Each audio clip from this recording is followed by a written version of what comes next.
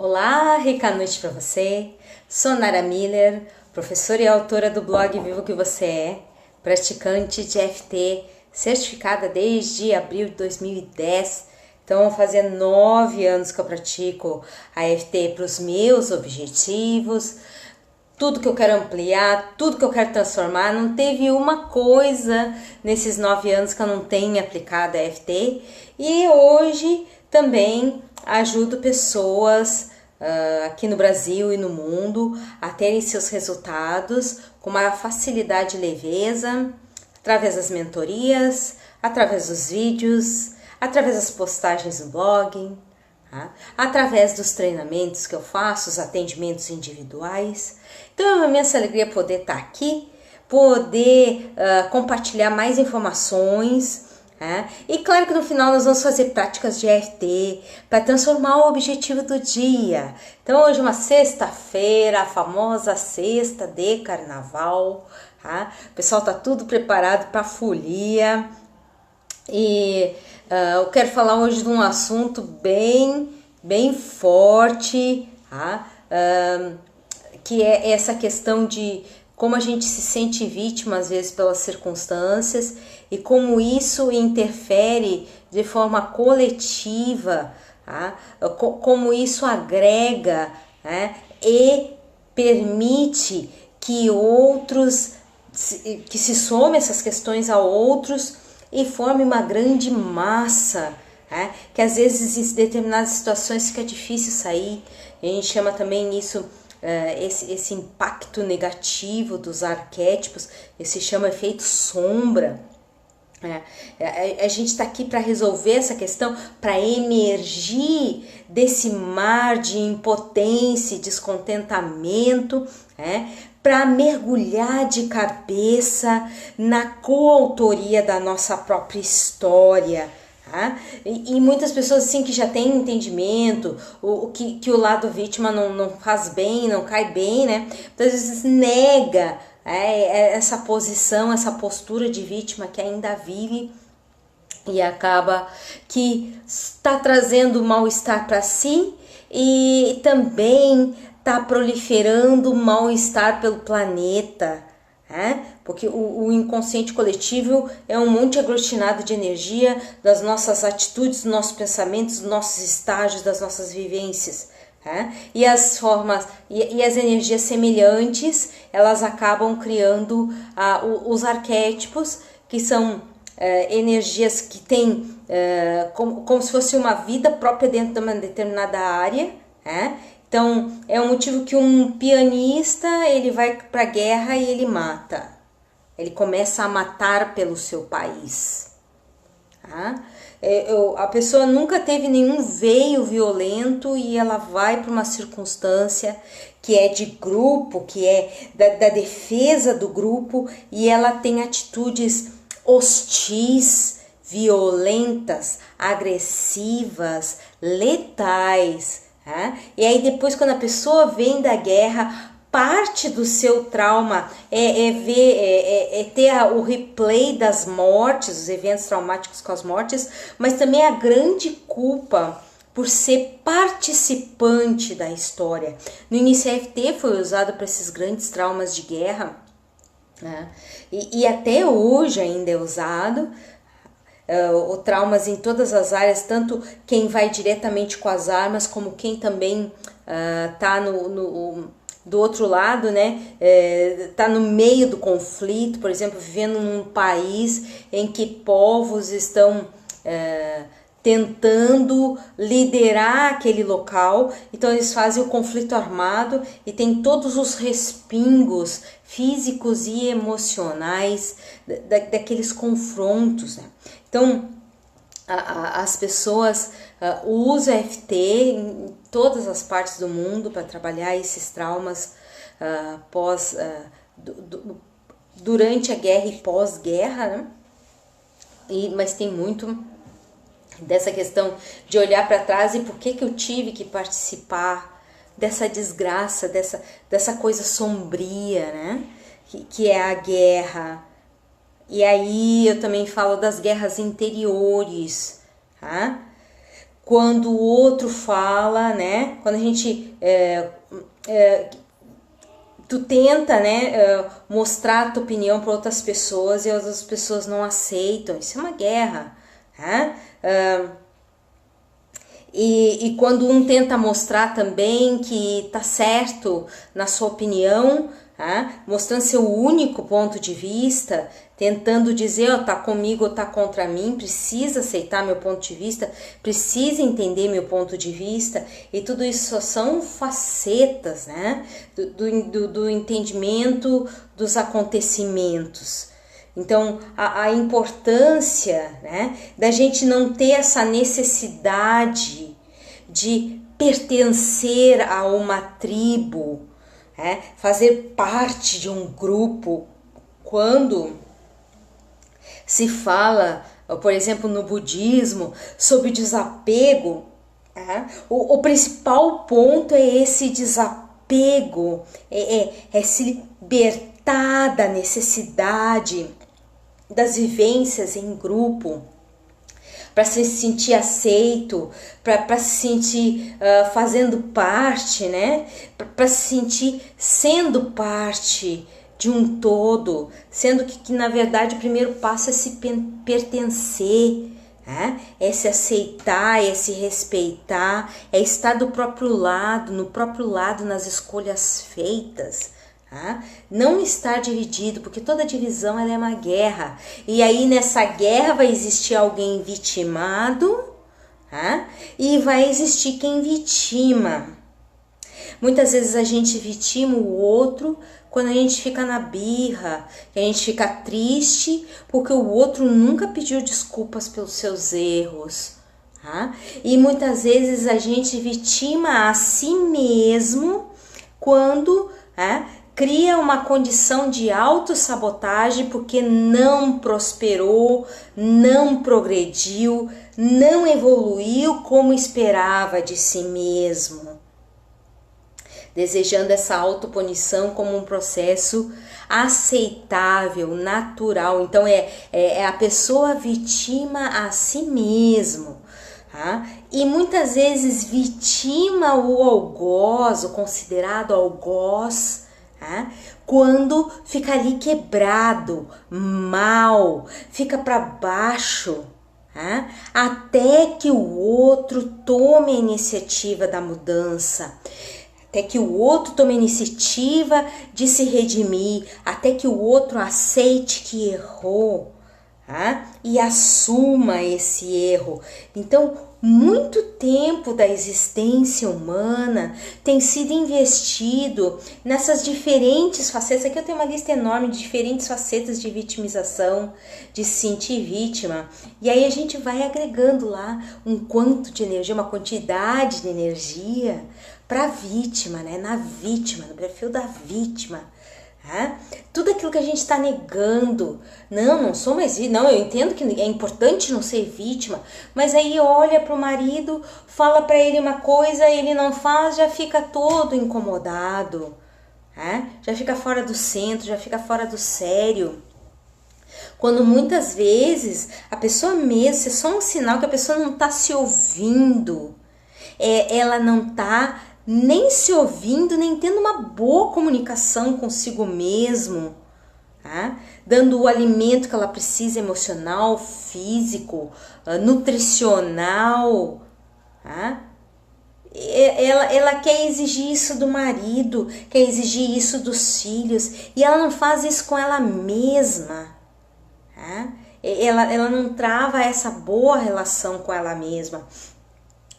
Quando alguém nos trai em atitudes ou com outras pessoas, é a questão da gente pesquisar o quanto a gente está se traindo, não se ouvindo, ou então prometendo coisas pra gente e não fazendo, dizendo que vai fazer A e faz B, e esse B não dá bem-estar, só traz mais estagnação, que são presenciados, percebidos por dor, sofrimento, indisposição, angústia, doenças físicas, que eu falo um pouco disso no livro que vai ser lançado aí até o final do próximo mês.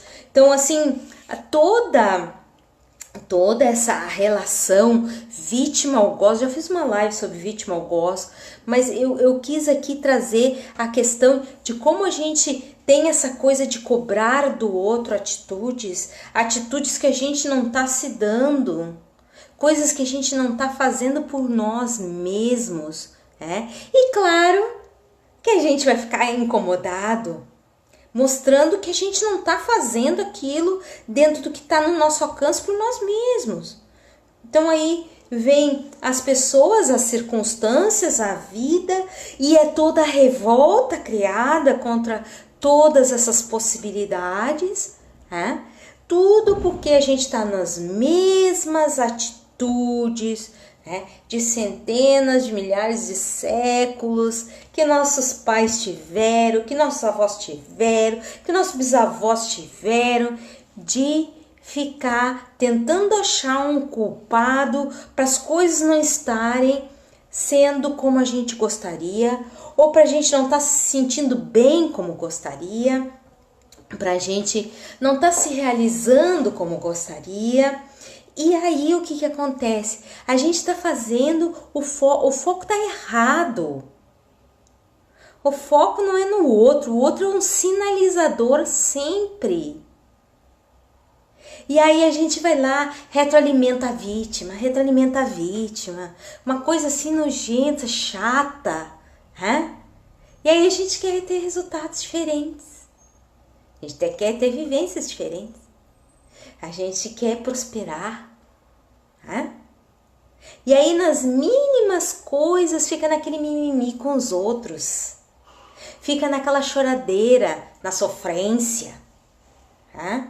E fica pegado àquilo, esquecendo que a si está abandonando.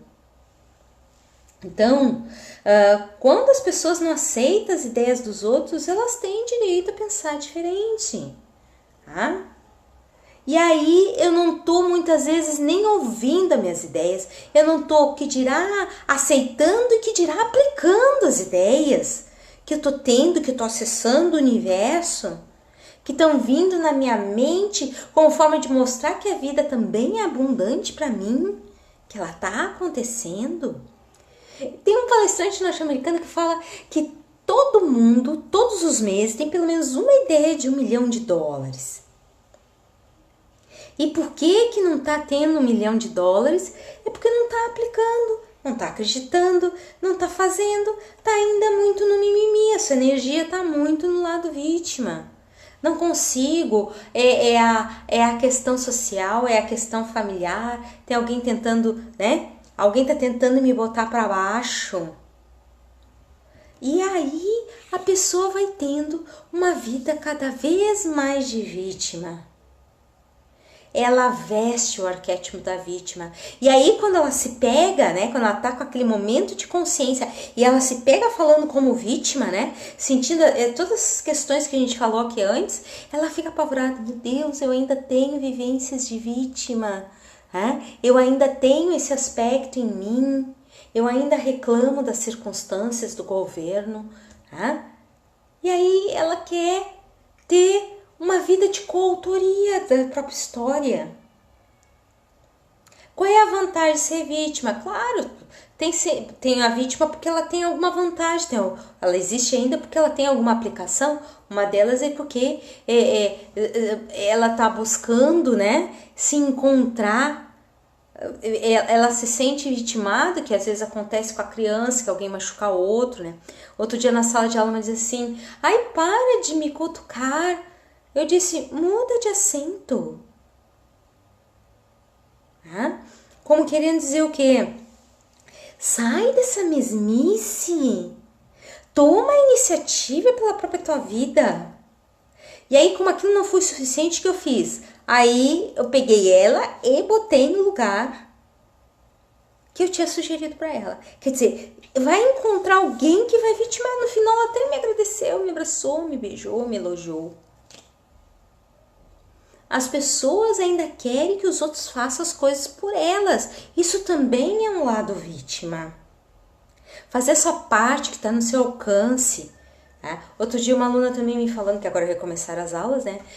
Eu não sei, eu acho que esse semestre não vou fazer o curso, tá? E eu perguntei pra ela, o que tu vai fazer então? Não sei, quer dizer, vai continuar assim, a Bangu, a vida levando, vai na maré, na correnteza, não tem uma estratégia. Então, por quê, né? A grande pergunta, o que eu tô fazendo com o tempo que eu tenho? E assim, já é uma estudante que eu já conversei muitas vezes com ela. Ela tem essa carência, eu já até comentei com ela, tu sente essa carência, porque tu não te aceita, Não fica esperando que os outros te aceitem, não fica esperando que os outros te reconheçam, não fica esperando isso. Seja você quem se aceita, quem se reconhece, Toma posse de si. E aí, toda essa questão, toda essa morosidade, para depois o tempo passar e a gente ficar olhando para trás e dizer assim, que vida panaca que eu tive. Aí as cobranças, que levam à autossabotagem. Eu era para ter agido diferente. Eu era para ter aproveitado o tempo. Eu tinha que ter visto que ia dar no que deu. Que é outra maneira na autossabotagem pela culpa que se tem dos erros anteriores de se vitimar. Então, assim, o que a coletividade vive? 99% das pessoas do planeta vive essa questão. Ou aponta o algoz, ou se permite ser algoz de si mesmo. Que vida é essa? Em que tá só alimentando o que não serve. E aí não adianta depois chorar que não teve resultado, né? Ficar naquela coisa assim. Usar soluções conhecidas, todo mundo sabe. Revidar, se entristecer, tentar desaparecer, ficar na mente, que é o que eu chamo endurecer, quando a pessoa endurece, parece que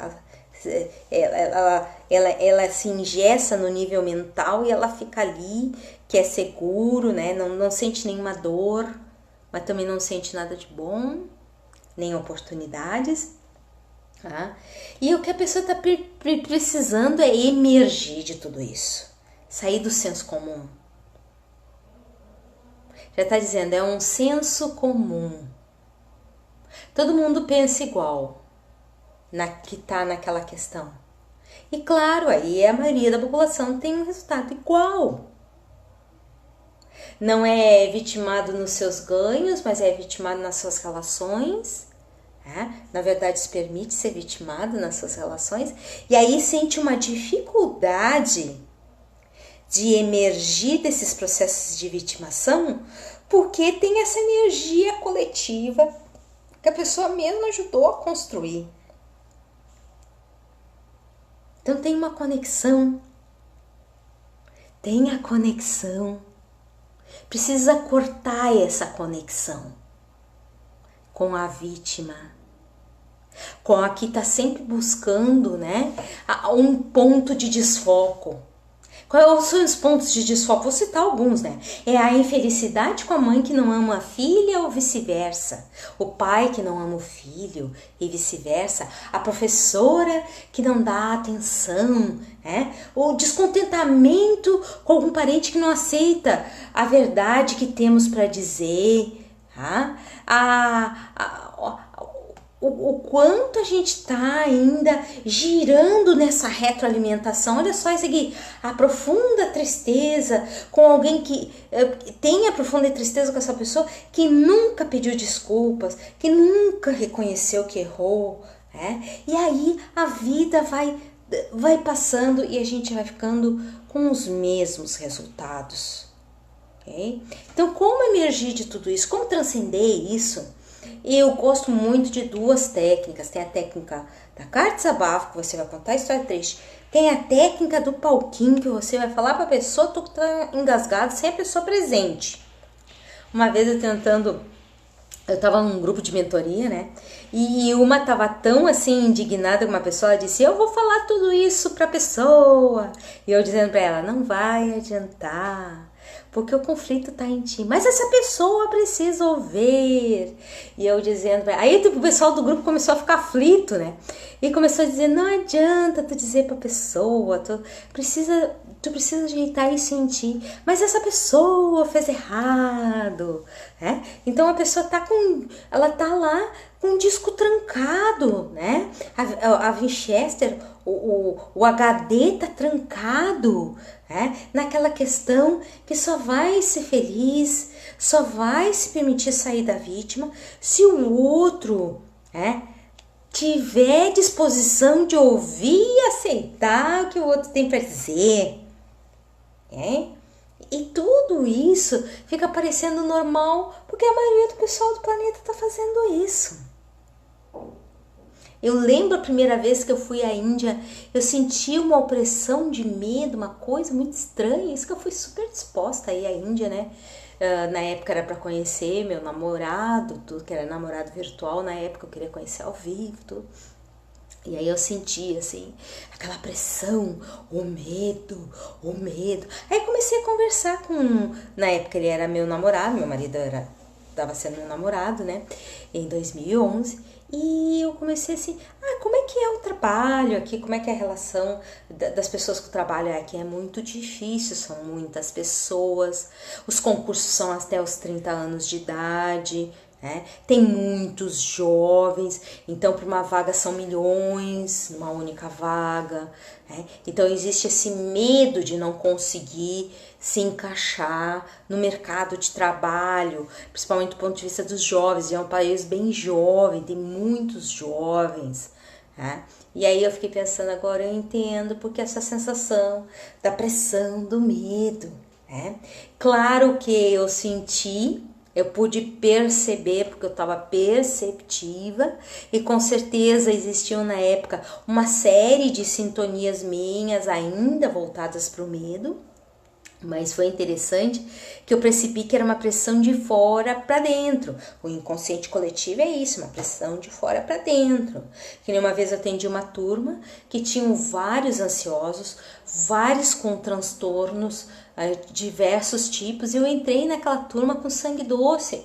Eu não sabia, e já tinha um histórico do semestre anterior que não foi passado adiante do perfil da turma. Um dos motivos era para não deixar os professores com a sensação que estavam indo para uma turma que ia ter problemas, para criar a crença, né? Essa é uma turma problema. Mas eu sentia aquela pressão, assim, uma coisa, uma irritabilidade, que a qualquer momento eu ia explodir. Aí uma hora eu fui para a sala dos professores, com a desculpa que eu ia buscar o material, né? Já tinha passado algumas semanas de aula, e eu me sentei assim, me botei em oração e disse assim: Deus, meus anjos de guarda, eu preciso do meu centramento, da minha paz para dar essa aula. Me ajudem. Aí quando eu voltei lá, eu já não sentia mais aquela pressão e os alunos pareciam estar mais tranquilos, como se tivesse havido uma interseção na nuvem energética daquela turma, daquele grupo de 32 alunos, né? Parecia uma panela de pressão.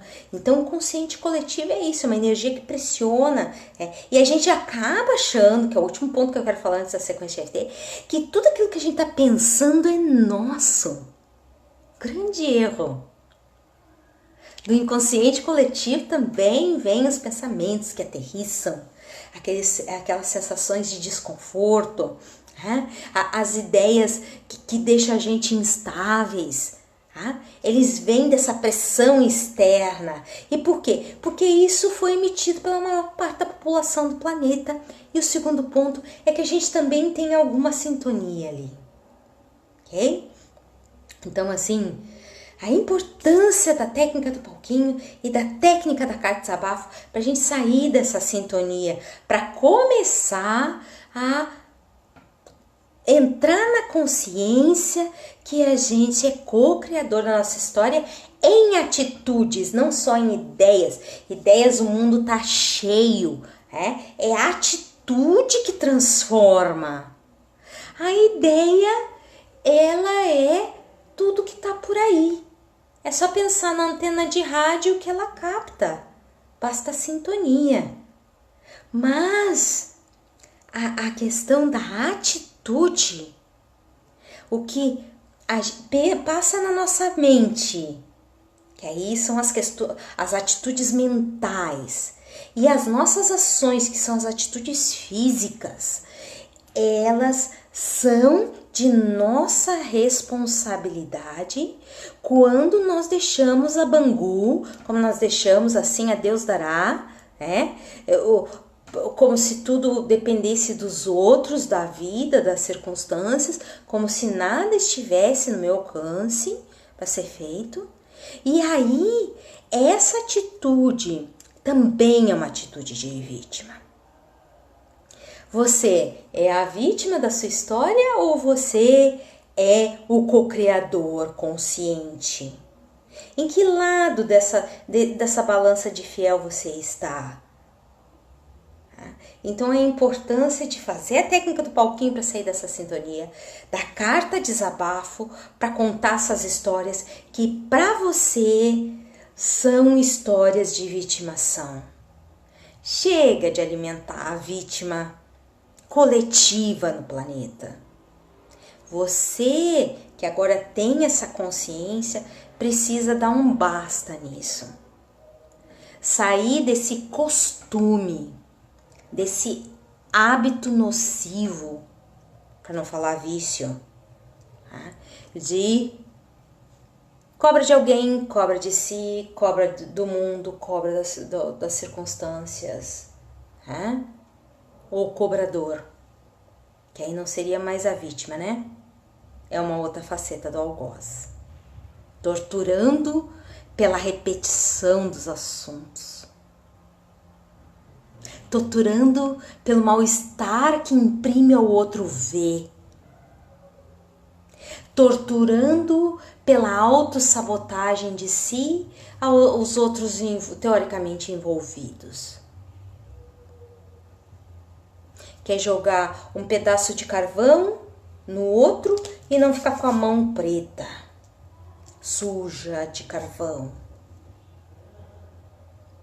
Então aí eu quero dar uma rica noite pro pessoal que tá, né? E nós em seguida vamos fazer a sequência de EFT. Nelly, rica noite. Olivia, Cleusa, Rosângela, Margarida, Ashish, Elisa, a Olivia, rica noite, querida. Maria Judite, Rosa, Virgínia, Rochelle. Já vão compartilhando para que outras pessoas possam ver no seu Face, ok? Cristiana, Nas, Lúcia, Sayonara, Marlene, Luciana, Silvia, Camila, Érica, Daniele. Acho que eu já dei oi para Cleusa, tá? Virgínia aí também. Quanta gente participando dessa live. Fico muito contente. A Zenaide, coisa boa. Fico muito contente de ter toda essa gente aí comigo, me acompanhando nas sequências, né? Compartilhando com as suas redes sociais, tendo a oportunidade, se dando a oportunidade como co-criador da sua própria história, de ir lá no meu canal do YouTube, youtube.com/naramuller com 2 L's, procurar temas por assunto. Agora são mais de 425 vídeos que eu tenho no meu canal do YouTube. Se ainda não está inscrito como coautor da própria história, se inscreve no canal, cria uma frequência de visita a vídeos, tanto os curtinhos quanto os longos. Pode fazer assim, ver os curtinhos ao longo da semana porque é muito corrido e ver os mais longos um no domingo, né, ou no sábado. E então a importância da gente começar a alimentar a cocriação da própria história, a coautoria consciente. Então vamos lá fazer a EFT para a gente começar a soltar o lado vítima coletivo, que é retroalimentado por nós. Então vamos lá. Eu olho para meus eventos do passado, onde eu me senti desconfortável. De algum modo me senti inferior, atacado. impotente, desprotegido, humilhado, ou mesmo não entendido ou atendido. Começa a perceber agora que as coisas muitas que acontecem se repetem na minha vida.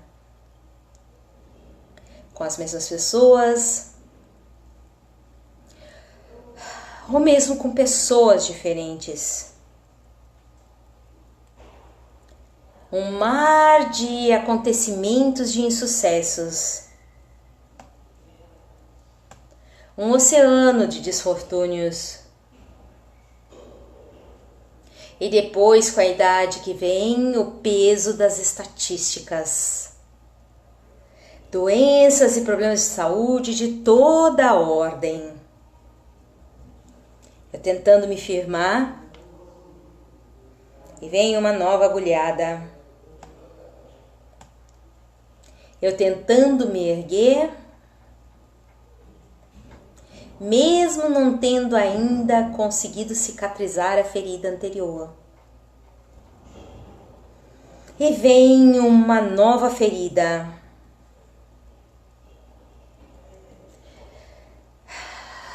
Tudo isso gerando um desconforto total.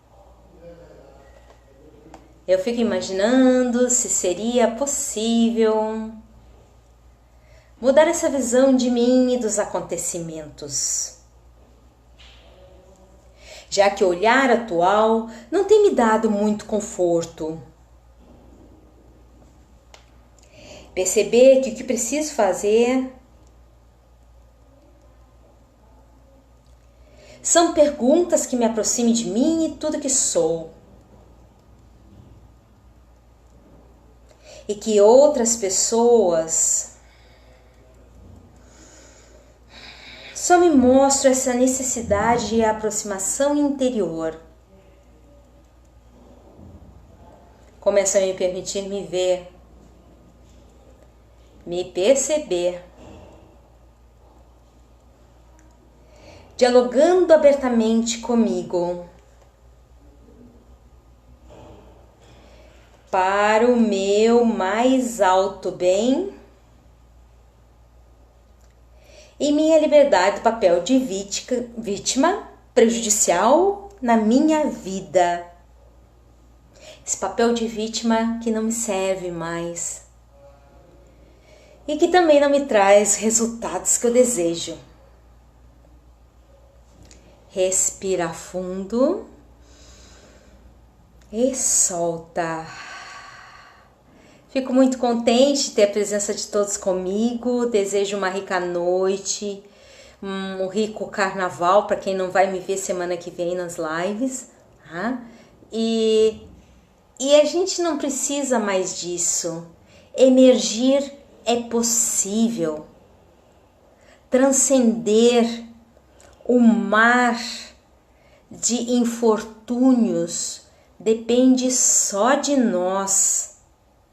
Na prática de uma técnica que transforme nossos resultados e nos posicione na direção que nós sejamos o roteirista, o escritor, o continuista e o protagonista da nossa própria história. Tudo isso com consciência, com percepção de onde estamos e com força, garra e coragem para se ver.